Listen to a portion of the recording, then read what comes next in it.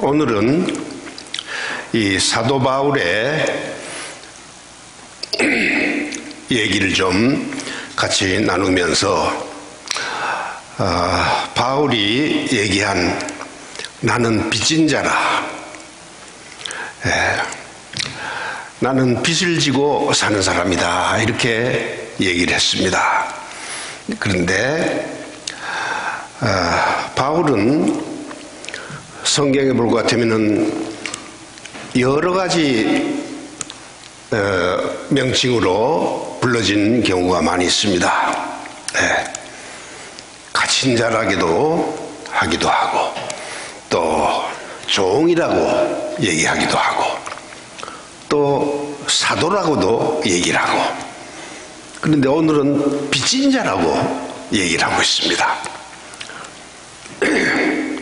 허기는 우리가 세상을 살아가면서, 특별히 미국에서 살면서 빚 안 지고 사는 사람은 없습니다.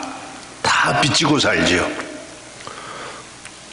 작게는 크레딧 카드 빚을 지고 살고, 많게는 모게지, 집을 살 때도 은행에 몇십만 불 빚을 지고 살고 있습니다. 그런데 은행에 빚을 지고 살면서도 빚진 줄도 모르고 사는 사람들도 많이 있어요. 그게 다 빚인데, 어쨌든 이렇게 우리가 빚을 지고 빚을 또 갚아가면서 살고 있습니다. 그런데 바울은 내가 빚진 자다. 그런데 특별히 헬라인이나 야만이나 지혜 있는 자나 어리석은 자에게 다 빚진 자라. 그러니까 내가 빚을 지고 있다 그랬어요. 모든 전 세계 사람들에게 내가 빚을 지고 있다. 그런데 그 빚은 돈으로 진 빚이 아닙니다. 돈으로 진 빚이 아니고 하나님께 받은 이 은혜의, 구원의 은혜에 대한, 복음에 대한 빚을 지고 있다는 그런 의미로 얘기를 하고 있는 것입니다. 바울은 바리새인이요, 정말로 율법학자요, 아주 성공이 약속되었던 그런 유대인이었어요.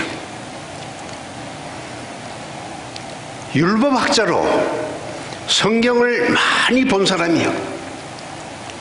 그런데 자기 힘으로는 구원을 얻을 수 있는 방법이 없다는 것을 깨달았던 사람이에요. 그러다가 부활하신 예수님을 만난 후에 구원의 복음을 깨닫게 된 거예요. 구원의 길은 예수님밖에 없다는 것을 알게 된 이 바울이 이 엄청난 진리, 이 엄청난 은혜의 복음에 대해서 나 혼자 알고 지내면은 안 된다는 것을 깨달았어요. 그래서 이 아름다운 복음을 전 세계 헬라인에게나 야만인에게나 로마인에게나 아시아에 있는 사람들에게나 전 세계 모든 사람들에게 내가 전해줘야 할 그런 빚진 자의 심정을 가지고 살게 된 거예요.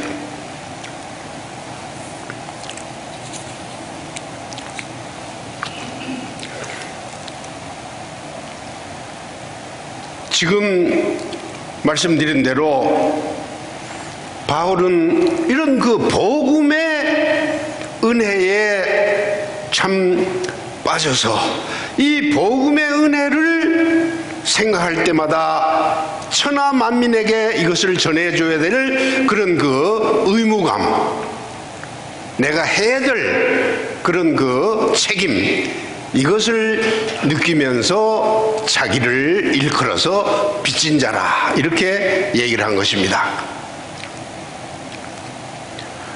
로마서 10장 14절 이해해 볼 것 같으면은 그런즉 저희가 믿지 아니하는 자를 어찌 부르리요 듣지도 못하니를 어찌 믿으리요 전파하는 자가 없이 어찌 들으리요.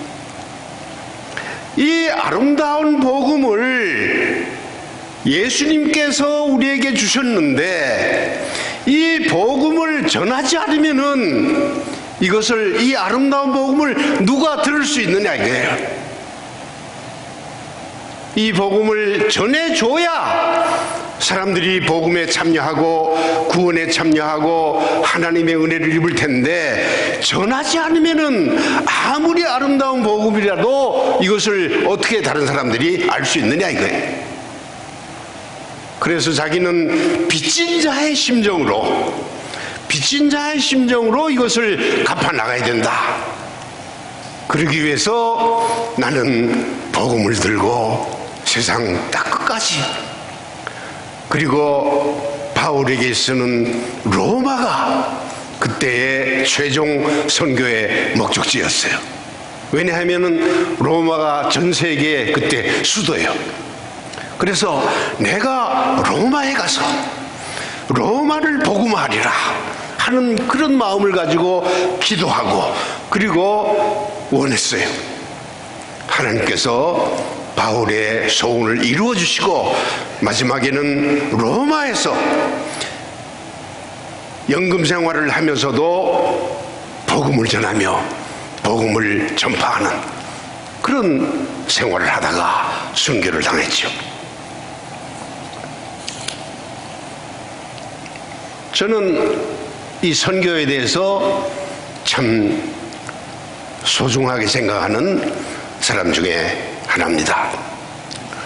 나는 하나님의 은혜가 어떻게 이 촌놈 신석태에게 이렇게 넘치게 주셨는지 지금 생각해도 잘 몰라요.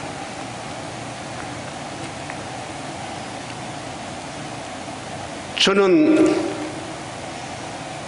꿈에도 소원인 미국에 33살 때에 왔습니다. 지금 83살이니까 딱 50년 됐어요. 잘 살아보세요 하는 마음으로 미국에 왔죠. 그런데 우리 아버지가 목사님이에요. 목사 될 생각은 내가 안 했어요, 사실은.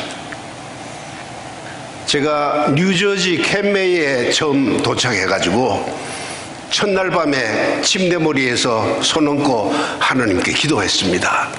하나님, 야곱이 미국에 왔습니다. 옛날 야곱을 도와주신 하나님, 저도 좀 도와주십시오. 그런데 저는 목사가 되기보다는 장로가 돼서 돈 좀 벌어가지고 목사님을 잘 돕는 그런 장로가 됐으면 좋겠습니다. 제 길을 좀 열어주십시오. 제가 그렇게 기도했어요. 근데 하나님께서 제게 장로가 돼서 돈 벌어가지고 담임 목사 도와주라는 그거는 허락 안 해주시고 결국은 저로 하여금 하나님 섬기는 종으로 만드셨습니다.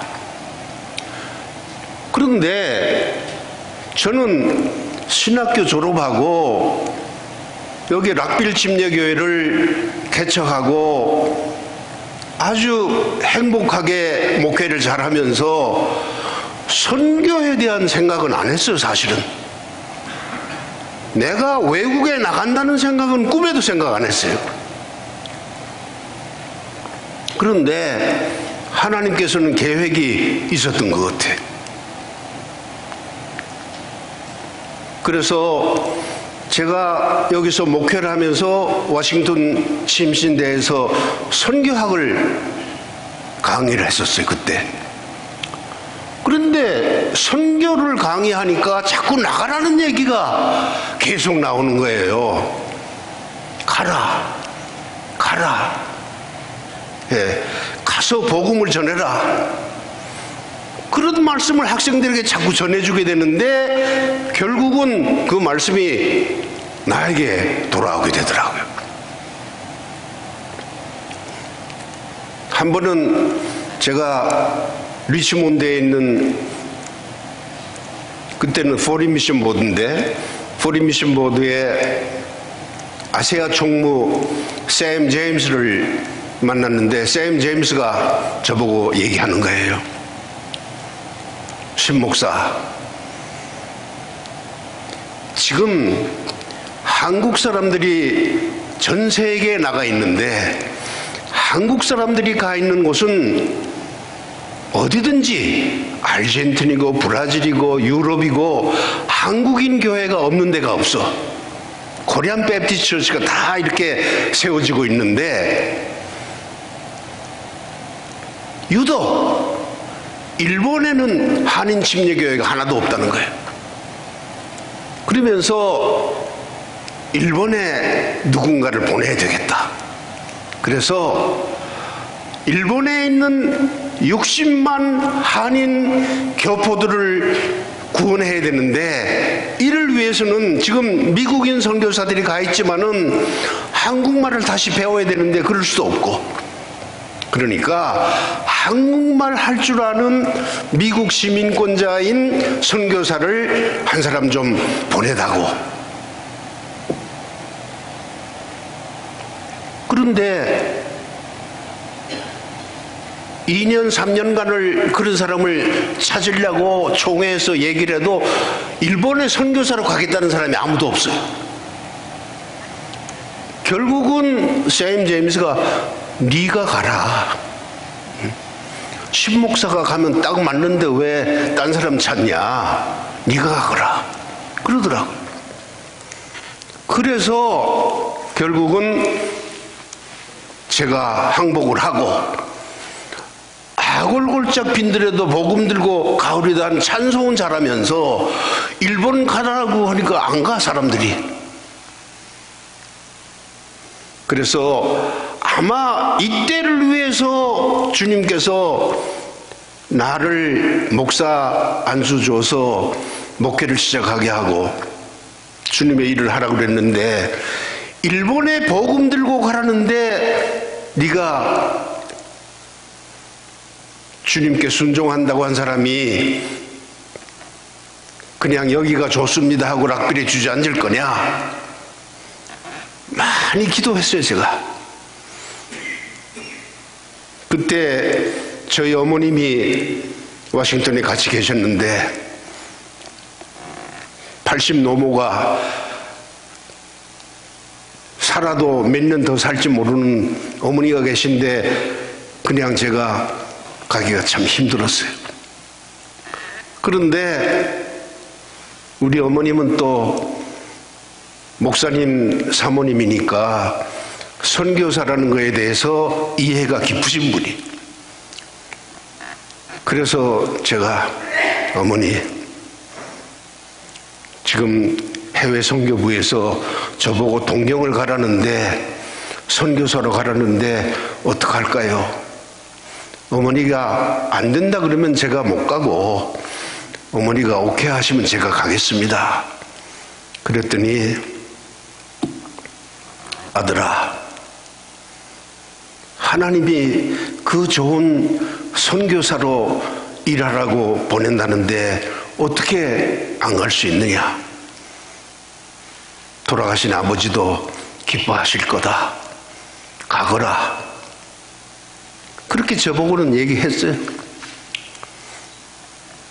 그 후에 들으니까 우리 누이 동생들 앞에서는 눈물을 흘리시면서 마음 아파하셨다고 그런 얘기를 제가 들었어요. 어쨌든 이렇게 해서 제가 생각지도 않게 선교 생활을 하면서 선교에 대해서 제가 생각을 하게 되고, 선교지에서 10년을 복음을 전하고 그 일본 땅 정말로 황무지예요. 복음의 황무지. 선교사의 무덤이라고 하는 일본에서 성공적으로 교회를 개척하고, 오늘 저는 익투스에 설교합니다마는 이행준 목사는 지금 동경에 제가 개척했던 교회에서 설교하십니다. 하나님의 은혜를 참 감사합니다. 거기서는 조그만 사무실 하나 얻어가지고 20명, 15명 모아놓고 교회를 하면은 그것으로서 아주 큰 교회예요. 일본 교회 에버리지가 30명밖에 안 돼요. 그렇게 힘든 데가 일본이. 근데 하나님께서 은혜 베풀어 주셔서 그때에 한국에서 출장 온 사람들, 한국의 기업의 브랜치 오피스들이 일본에 많이 있는데 그 사람들, 교포들, 유학생들을 많이 우리 교회에 보내주셨어요. 교포들을 선교하려고 시작했지만은 교포보다도 먼저 그런 사람들로 교회 이 파운데이션을 만들어 주시더라고요. 그래서 헌금도 하고 열심을 내어서 정말로 일본 교회 우리가 빌려가지고 시작을 했는데 그 일본 교회 우리가 도와줬어요. 오히려 모교회에서 우리를 도와준 게 아니고 우리가 헌금이 남아서 우리가 모교회 전도사를 불러오는데 인건비 우리가 도와주고 그런 식으로 교회가 시작됐었어요. 아주 재미있었어요. 그러다가 건물을 지으면서 눈물도 많이 흘리고 하나님께 매달려서 애를 쓴 그런 힘든 때도 있었습니다만은 어쨌든 제가 돌이켜보면은 하나님께서 나 같은 사람을, 윌리엄 캐리가 죽을 때에 자기 친구에게 이렇게 얘기를 했어요. 나 불쌍한 벌레 같은 윌리엄 캐리가 오늘 여기 주님의 품에 잠듭니다. 이게 윌리엄 캐리의 비명이에요. 윌리엄 캐리는 영국의 침례교회 교인이었어요. 근세 선교의 아버지라고 그래요. 윌리엄 캐리 선교사들이 모르는 사람은 없어요. 18세기에 선교 시작해가지고 19세기에 걸쳐서 인도에 가서 41년간 선교 생활하다가 73세에 돌아가신 선교사예요. 이 선교사가 선교를 시작할 때 그 영국의 분위기는 어땠는 줄 아십니까? 선교를 전혀 관심이 없던 그 시대예요. 아무도 선교사로 나갈 사람도 없었어요.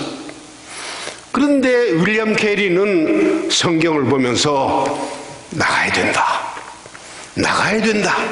복음을 모든 사람들에게 이 바울이 얘기한 것처럼 헬라인이나 야만인이나 누구에게든지 전 세계에 복음을 전해야 되는 것이 우리의 의무다 하는 것을 윌리엄 캐리가 그때 깨달았어요. 그래서 윌리엄 캐리가 그때 쓴 책이 있어요. 이방인을 크리스찬으로 만들기 위한 우리들의 책임, 그런 그 책을 썼는데 그것이 아주 영국에서 베스트셀러가 됐어요. 그때 영국은 예정론이 아주 강할 때예요. 그래서 하나님이 원하시면은 누구든지 구원할 수 있는데 우리가 구태여 가서 그 사람들에게 복음을 전해야 되느냐? 하나님이 원하시면 하나님의 능력으로 다 구원받을 수 있다. 그렇게 생각을 했어요. 그러나 윌리엄 캐리는 너희가 능력을 받으면은 사마리아와 땅 끝까지 이르러 복음의 선교를 하라 하시는 예수님의 마지막 명령, 너희는 가서 모든 족속으로 제자를 삼아 아버지와 아들과 성령의 이름으로 모든 민족을 제자를 삼아 내가 분부한 모든 것을 가르쳐 지키게 하라. 이 말씀이 바로 나가야 된다는 이런 그 책임감을 웨슬리에게, 존 캐리에게, 윌리엄 캐리에게 준 거예요. 그때가 바로 그 존 웨슬리 시대예요, 영국에서. 그래서 교회는 부흥되고 힘을 얻는데 해외에 나가는 그런 관심이 없었어요. 그런데 윌리엄 캐리가 모이는 곳에 가서 복음 전하는 것이 우리의 사명이다, 복음을 전해야 된다, 해외에 보내야 된다, 그러면서 내가 인도로 가겠습니다. 인도는 영국의 식민지였죠. 그런데 힌두교가 아주 왕성한 그 인도에 복음을 두고 윌리엄 캐리가 가게 되는 거예요. 윌리엄 캐리는 그때 구두방 직공이었어요. 지금은 컴퓨터 시대니까 컴퓨터 잘하면은 다 성공하는 비즈니스인데 그때는 구두방이 최고였대요. 왜냐면 사람들이 다 걸어다닐 때니까 좋은 구두 신고 걸어다니는 그 비즈니스가 잘 되는 거예요. 그래서 윌리엄 캐리는 구두방 직공으로 고등학교 졸업한 뒤에 들어가서 일을 하면서 침례교회에 나가서 예수 믿게 됐어요. 근데 장가는 또 일찍 갔더라고. 20살 때에 그 구두방 주인의 딸이에요. 5살이나 연상의 여인에게 결혼을 했는데 아이고 장가를 잘 못 갔어. 그래가지고 얼마나 속색이있는지 몰라요. 인도 갈 때도 이 도르시라는 마누라인데 안 간다고. 여기 좋은데 왜 가느냐고 말이죠. 얼마나 이 선교에 대해서 몰지각하고 비협조적으로 그렇게 하던 사람이에요. 근데 목회나 선교는 와이프가 잘 도와줘야 이게 되는 거지 혼자는 안 되는 거예요. 나는 다행히 우리 김풍자 사모가 내가 하자는 대로 잘 말을 잘 들은 여자예요. 어제 가만히 생각해 보니까 55년을 같이 살았더라고. 그런데 55년 동안 미국까지 하면 오케이 따라오고 내가 목회자 된다니까 오케이 그러십시다. 선교사로 일본 간다니까 갑시다. 한 번도 노라고 하지. 가만히 생각해 보니까 잘 따라왔어. 여러분, 부부는 잘 서로 짐을 나누어지고 같이 힘을 합해야 돼. 근데 이 윌리엄 캐리 마누라 도르시는 선교사도 안 간다 그러고 못한다 그러고 말이죠. 그 다음에 선교지에도 어떻게 해서 갔는데 거기서도 얼마나 나중엔 정신병까지 걸렸어요. 그래서 일찍 죽었어요. 그런 어려움을 겪으면서도 윌리엄 캐리는 하나님께 기도하면서 이런 멋있는 얘기를 했어요. 여러분, 우리는 하나님의 위대하신 일을 보기를 원합니다. 가장 위대하신 일을 우리에게 베풀어 주실 것을 보기를 원합니다. 그 다음에 우리는 하나님을 위해서 가장 위대한 일을 도모하십시다. 우리의 가장 큰 일을 하나님을 위해서 하자는 얘기예요. 이 두 마디, 하나님의 큰 일을 기대하라, 하나님을 위해서 큰 일을 도모하라. 이거 얼마나 멋있는 얘기예요. 그래서 세람포라는 인도에서 41년간 목회하다가 73세에 돌아가셨어요. 그 저는 영국에서 침례교회, 괜찮은 교회 목회자로서 목회했었는데 와이프가 그렇게 가기를 싫어하던, 그리고 저가집 식구들이 그렇게 싫어하던, 그리고 그 교회 교인들이 붙들고 가지 마세요, 우리 교회가 좋은데 왜 가십니까 하고 붙들던 그런 형편인데도 윌리엄 캐리는 가서 전해야 됩니다. 이 복음을 전해야 됩니다. 듣지 못한 사람들이 어떻게 예수를 믿습니까? 그 사람들에게 복음을 듣게 해야 예수를 믿지 않습니까? 하는 그 마음으로 복음을 들고 나간 거예요. 그래서 그 사람을 우리는 근대 선교의 아버지라고 그럽니다. 그래서 그 후에 영국에서는 윌리엄 캐리의 영향을 받아서 정말로 많은 선교사를 각지에 보내게 되는 소위 영국의 선교의 전성시대가 열리게 되는 거예요.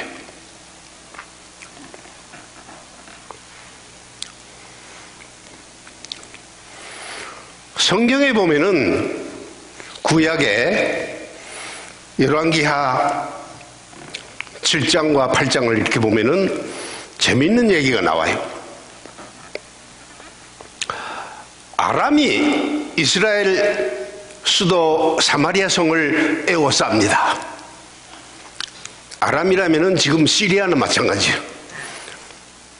이 아람 군대가 이스라엘 수도 사마리아를 이렇게 포위했어요. 그리고선 출입을 막아버렸습니다. 물자가 들어가질 않습니다. 군대가 아주 몇 겹으로 에워쌌기 때문에 아주 봉쇄 작전을 한 거예요. 그래서 사마리아에서는 난리가 났어요. 먹고 살 수가 없어요. 그때에 이 사마리아를 보니까 이래, 성중이 크게 줄여서 나귀머리 하나에 은 80세겔이요 핫불레 4분의 1갑이 은 5세겔이라. 핫불레라는 게 뭐냐 하면은 비둘기 똥이에요. 비둘기 똥. 비둘기 똥 4분의 1갑이, 조그만 갑의 4분의 1갑이 은 5세겔. 그러니까 먹을 것이 없어서 비둘기 똥을 먹고, 나중에는 사마리아 왕이 지나갈 때 여인이 소리 지르면서 내 말 좀 들어보시오. 저 여인이 어제 내 아들을 삶아서 같이 먹었는데 오늘은 자기 아들을 삶아서 먹어야 되는데 말을 안 듣습니다. 그 지경이 됐어요, 사마리아 성이. 그래서 모든 사람들이 굶어 죽게 됐는데, 이때에 사마리아 성 밖에 누가 있었느냐 하면은 문둥이 4사람이 있었어요. 문둥이 4사람이 밖에서 얻어먹고 사는데 사마리아 성에 들어가지도 못하고, 밖에서는 얻어먹으려니까 더 얻어먹을 것도 없고, 이렇게 하나 저렇게 하나 죽게 됐어요. 지금 문둥이 4사람이. 이 사람들이 의논을 했습니다. 이왕에 죽을 거 사마리아 성에 가자. 가서 아람 군대에서 얻어먹든지 이스라엘 사람들에게 들어가서 죽든지 어떻게든지 가보자. 이렇게 앉아서 죽을 수가 없지 않느냐. 그러면서 문둥이 4사람이 지금 사마리아 성으로 향해서 돌아오기 시작하는 거예요. 그런데 그때 하나님께서 기적을 베푸시는데, 사마리아 성 안에 있는 사람들은 굶주리고 있고 밖에 지금 겹겹이 쌓여있는 아람 군대들은 지금 물자를 산더미처럼 쌓아놓고 있는 그런 형편이었어요. 문둥이 4사람이 지금 걸어가는데 하나님께서 이 4사람이 걸어가는 발자국 소리를 확대해가지고 아람 군대 들리게는 막 수십만 군대가 몰려오는 그런 소리를 들리게 했어요. 막 탱크가 오고 말발굽 소리가 나고 그러니까 지금 응원 군대가 몇십만 명이 지금 사마리아 성을 향해서 들어오는 그런 그 사운드를 만들어 주신 거예요. 문둥이 네 사람이 오는 발자국가 그렇게 된 거예요. 발자국 소리가. 아람 군대에서 난리가 났어요. 지금 이스라엘 왕이 밖에 다른 나라에 구원병을 요청해가지고 지금 구원병들이 사마리아 성을 향해서 수십만 대군이 몰려오는 것처럼 그렇게 들리게 한 거예요. 그래서 아람 군대들이 포위망을 뚫고 모든 서플라이를 거기다 놔둔 채 그냥 몸만 빠져서 다 도망갔어요. 걸음아 날 살려라 하고. 하나님의 기적이에요. 그러니까 문둥이들이 사마리아 성에 거의 다 와서 지금 아람 군대들이 진영으로 이렇게 보니까 사람이 없는 거예요. 그래 들어가서 보니까 뭐 빵도 있고 치즈도 있고 뭐 고기가 넘치는 거예요. 그래서 실컷 배불리 먹고 금은 보화를 감춰놓고 그냥 막 먹다가 가만히 생각하니까 아 이게 아니지. 이게 아니지. 네. 그러면서 한 얘기가 오늘날 아름다운 소식이 있는 날이거든 우리가 잠잠하고 있도다. 만일 밝은 아침까지 기다리면은 벌이 우리에게 미칠지니 이제 떠나 왕궁에 가서 구하라. 내 문둥이가 이렇게 결론을 내린 거예요. 아니 우리가 이렇게 먹고 마시고 있을 때냐, 지금 사마리아 성에서는 사람들이 굶어 죽는 편인데 우리가 이러고 있으면은 이건 하나님께 벌 받는 거다. 우리가 이 좋은 소식, 아람 군대가 벌써 가버렸고 여기는 먹을 것이 넘치는데 와서 같이 나눕시다 하고 들어가서 얘기를 전해줘야지. 안 전해주면 우리가 벌 받을 거다. 이렇게 깨달은 거예요. 그래서 이 문둥이들이 먹다가 말고 놔두고 좋은 거는 감춰놓고 그리고선 성 안으로 들어간 거예요. 성 안으로 들어가서 사람들에게 얘기를 했어요. 오라, 와서 아람 군대가 떠났으니까 먹을 것이 얼마든지 있다. 이 좋은 소식이 사마리아 성을 구원하게 된 겁니다. 바울은 똑같아요. 지금 문둥이들이 이 아름다운 소식을 전해준 것과 마찬가지로 바울은 자기가 체험한 예수 그리스도 은혜의 복음을 들고 이 진리를 구원받을 많은 사람들에게 한 사람에게라도 더 전해주기 위해서 그는 이 복음을 들고 나간 거예요. 스데반을 죽일 때 거기에 참여했고 교회를 핍박하던 이 바울이 부활하신 예수 그리스도를 만난 다음에 여기에 진리가 있다는 것을 깨달았어요. 대속의 진리를 깨달았어요. 율법이 아니고 예수 그리스도의 십자가의 은혜가 우리를 구원한다는 이 진리를 깨달은 다음에 이 진리를 전하기 위해서 그는 발벗고 나선 것이에요. 어떻게 빚을 갚았을까요? 바울은 이 빚을 갚기 위해서 아덴에 갔습니다. 데살로니가에 갔습니다. 로마에 갔습니다. 고린도에 갔습니다. 가는 곳마다 예수 그리스도의 십자가를 전하게 된 거예요. 여러분 전도하십니까?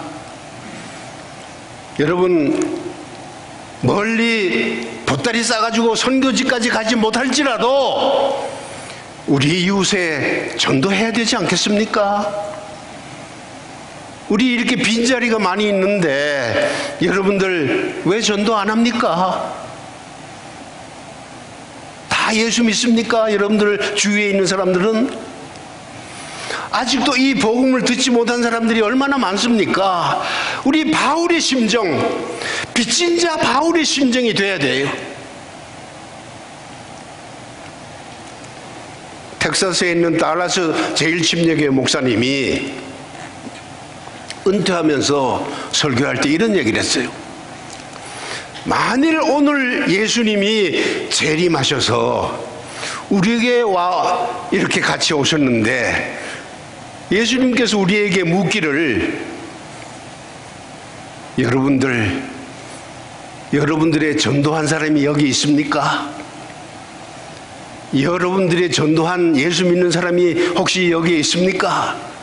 이렇게 물어보신다면은 여러분들 자신 있게 대답할 사람이 있습니까?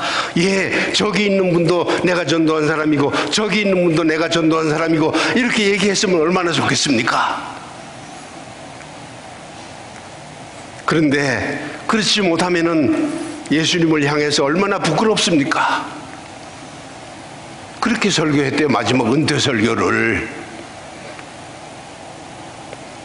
선교는 참 중요한 거예요. 우리가 선교에 참석 못하면은 선교를 위해서 기도해야 되죠. 선교를 위해서 우리가 물질로도 도움을 줘야죠. 그래서 선교는 현지에 나가 있는 선교사도 중요하지만은 선교를 서포트하는 우리 후방 선교사들도 중요한 거예요. 우리 여름 선교 이번에 간다 그래 6월 18일에 참여하는 사람들은 참 얼마나 좋아요. 참여 못하는 사람들은 하다못해 티셔츠라도 사요. 응? 삽시다. 우리 나도 살게. 왜 카우워시는 안 해? 카우워시도 좀 하고 돈 좀 모아야지. 그리고 우리 같이 다 좀 돕고. 그래서 교회는 세 가지 중요한 게 있어요. 세 가지 중요한 거. 산 예배, 제일 중요한 예배야. 예배가 살아야 돼요. 두 번째는 교회 성장을 위한 트레이닝, 교육을 받아야 돼요. 그래서 모든 사람들이 예수님의 말씀을 배우고 공부해서 성장해야 돼요. 세 번째는 성장한 우리 교인들이 나가야 되는 거예요. 선교해야 되는 거예요. 이 세 가지 일이 박자가 맞아야 교회가 부흥되는 건데, 여러분, 선교 안 하는 교회는 죽어요. 전도 안 하는 교회는 죽어요. 제가 동경에서 목회할 때, 선교할 때 일본 교회 다니던 전도사 하나가 우리 교회에 왔더라고. 그래서 아니 자네는 일본 교회에서 잘하고 있는데 왜 우리 교회에 왔어? 내가 물어봤어요. 그랬더니 목사님, 제가 갔던 교회는 선교를, 전도를 안 해요. 지금 한 30명 모이는데 목사님 보고 제가 우리 교회도 뭐 좀 하십시다. 찌라시라도 전단지, 그걸 찌라시라 그러는데, 찌라시 예수 믿으세요. 우리 교회는 어디 있습니다. 우리 교회 오시면 환영하겠습니다 하는 그런 찌라시라도 만들어서 좀 우리 동네에 좀 뿌리십시다. 그랬더니 목사님이 하는 얘기가 필요 없어. 우리는 30명이면 충분해. 우리 교회는 아이고 세 사람 오면 골치 아파. 그냥 우리끼리 잘 지내면 되는데 그거 할 생각하지 마. 이러더래요 목사님이. 그래서 아이고 우리 교회 이래서는 안 되겠다 굿바이 그러고 왔다 그러더라고. 여러분, 전도해야 됩니다. 우리 친척도 우리 이웃도 예수 안 믿는 사람이 있으면 전도해야 돼요. 마지막으로 얘기 하나 하고 끝내겠어요. 어떤 한국에 아주 유교적인 그런 집안에 국민학교 다니는 애가 예수를 믿게 됐어요. 그래서 교회를 나가는데 이 완고한 아버지가 이놈아 너는 일요일만 되면 어디 자꾸 나가니? 예, 저 교회 가는데요. 가지 마라. 그래도 나가는 거예요, 계속해서. 한 번은 회초리를 가지고 막 매를 때렸어요, 종아리를. 그래도 울지도 않아. 그러면서 교회 가는 거예요. 계속해서 교회를 나가니까 이 아버지가 참다 못해서 너 죽고 나 죽자. 그러면서 하루는 식칼을 가져와서 애에게 겁을 주려고 목에다 칼을 대면서 그래도 교회 갈 거야? 예수 믿을 거야? 그러면서 이 아이에게 겁을 줬대요. 그래도 이 아이가 아버지, 나는 죽으면 죽었지 예수님을 포기 못합니다. 그러면서 죽으려면 죽이라고. 그러니까 그 아버지가 칼을 던지면서 아들을 껴안으면서 이놈아, 그렇게 좋은 예수면은 왜 나한테 그 예수를 소개는 안 하고 너 혼자만 그렇게 예수를 믿고 그랬느냐? 아들이 아버지가 너무 무서워서 얘기를 못했습니다. 그러나 예수 믿어야 됩니다. 죽음을 각오하면서도 참고 결국은 그 완고한 아버지가 아들에게 져서 예수를 믿었다는 그 얘기가 있어요. 여러분, 예수 전하는 게 그렇게 쉬운 건 아니에요. 그러나 예수 전하는 게 우리의 책임이에요. 바울이 빚진 자라는 얘기가 바로 그거예요. 내가 받은 이 은혜의 복음을 나 혼자 지키지 말고 전해주는 것. 사마리아 성의 문둥이 4명이 이 아름다운 소식, 아람 군대가 철수하고 지금 먹을 것이 넘치는데 왜 성 안에서 굶주리고 있습니까? 나와서 먹을 거 구하십시오. 전해주는 이것이 바로 복음 전하는 거예요. 우리 아직도 가족들이 예수 믿지 않습니까? 아직도 우리 친구들이 예수 믿지 않습니까? 우리 예수 믿고 함께 구원받는, 예수 믿는 거 얼마나 좋아요. 이렇게 우리 한 식구들이, 난 이번에 조가훈 씨 부부가 박오숙 씨 이렇게 너무 오래 여행하다가 오니까 아주 얼마나 기다렸는지 몰라. 기다리다가 오늘 만나니까 너무 반가워요. 세상 사람들이 누가 이렇게 반가워합니까? 우리 예수 믿으니까 한 식구 되니까 이렇게 보고 싶어하고 그리워하고 만나면 반가워. 우리 주일마다 만나는데도 왜 그렇게 반가워? 예수 믿고 구원받아서 천국의 삶을 우리가 사니까 우리가 행복하고 감사하게 생활할 수 있는 거예요. 우리 빚진 자의 심령으로 사십시다. 빚진 자의 심령. 복음을 나 혼자만 따먹지 말고 이 복음을 다른 사람들에게도 우리가 쉐어하십시다. 그게 우리들의 책임이에요. 기도하겠습니다.